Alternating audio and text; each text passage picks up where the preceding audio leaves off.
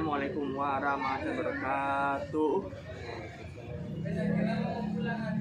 Di sini saya akan wawancara mengenai bimbingan dan penyuluhan sosial di masyarakat.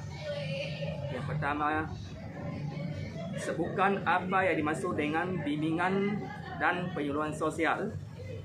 Baik, terima kasih atas pertanyaan dari Saudara Andri. Di sini saya sebagai seorang informan yang diwawancarai oleh Saudara Andri. Jadi mengenai pertanyaan tadi, secara garis besar bahwa bimbingan penyuluhan sosial itu dapat diartikan sebagai upaya atau gerakan yang dimana upaya gerakan ini membantu dalam menyelesaikan suatu kesulitan yang berada pada lingkungan sosial atau lingkungan masyarakat dalam cangkupan yang lebih besar daripada lingkungan keluarga. Mungkin untuk soal yang pertama seperti itu. Nomor 2, bagaimana pendapat Anda mengenai penyuluhan sosial di masyarakat? Baik, terima kasih atas pertanyaannya tentang penyuluhan sosial di masyarakat itu sendiri. Dapat kita lihat bahwa belum seoptimal mungkin sebagaimana yang telah direncanakan oleh pemerintah atau pihak-pihak tertentu. Jadi kalau mengenai pendapat saya rasa penyuluhan sosial ini belum dapat dikatakan optimal dalam melaksanakan tugas-tugas yang telah disepakati atau telah dirumuskan dalam aturan-aturan. Jadi sepatutnya penyuluhan sosial ini merata, tidak ada yang namanya strata sosial yang dimana ada tangga-tangga tertentu.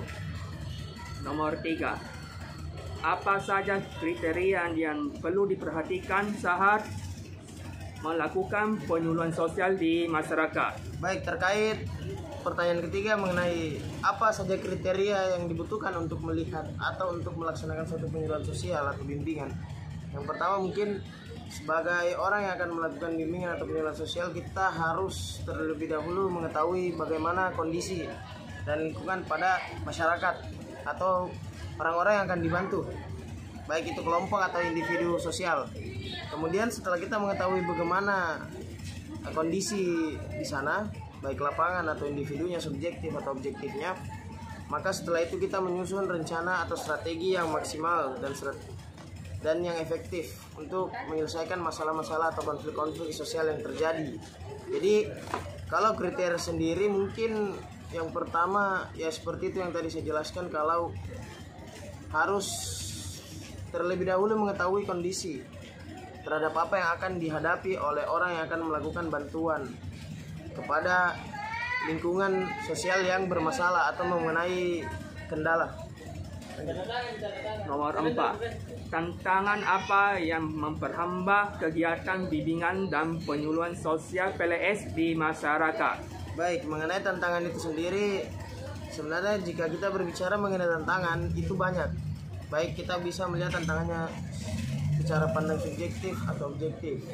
Tapi saya lebih ke arah subjektif, yang dimana pada saat kita melakukan upaya membantu atau gerakan untuk membantu masalah yang terjadi di lingkungan sosial itu, biasanya kendalanya ada di masyarakat yang ingin dibantu. Karena terkadang apa hasil yang kita dapat dengan hasil nyatanya dari data dan ketika kita turun ke lapangan untuk membantu itu sangat jauh berbeda. Jadi mungkin tantangannya adalah kondisi masyarakatnya, karena terkadang informasi yang kita dapatkan itu sangat jauh berbeda dengan apa yang semestinya atau realitasnya. Terakhir, solusi apa saja yang bisa dilakukan oleh mahasiswa agar masyarakat dapat menerima informasi yang disampaikan oleh fasilitator? Baik, mengenai solusi yang bisa kita lakukan atau sebagai seorang mahasiswa kepada masyarakat agar informasi yang diberitahukan dari seorang fasilitator itu dapat tersampaikan secara optimal. Yang pertama itu kita sebagai mahasiswa berfungsi sebagai penyambung lidah, yang dimana jikalau fasilitator ini memberikan sebuah informasi atau sesuatu yang dapat diolah, itu kita sebagai mahasiswa berperan untuk bisa menggali lebih banyak tentang informasi tersebut. Apabila seorang fasilitator memberikan sebuah informasi, maka kita mahasiswa juga harus mencari lebih dalam mengenai informasi tersebut, baik dari pandangan positif atau negatifnya, yang dimana jika kita telah mengetahui sisi tersebut, maka sepatutnya kita untuk memberitahukan kepada masyarakat. Jadi kita dan fasilitator itu sangat berperan penting dalam menyelesaikan permasalahan sosial, baik dalam lingkup bimbingan dan penyuluhan sosial. Mungkin itu dari saya mengenai pertanyaan yang diberikan oleh fasilitator kita, Saudara Muhammad Andri Gunawan Syam. Baik, sekian dari jawaban yang disampaikan oleh Muhammad Taqi Mukli sebagai seorang dapat dikatakan oleh masyarakat. Sekian, wassalamualaikum warahmatullahi wabarakatuh. Edit mic.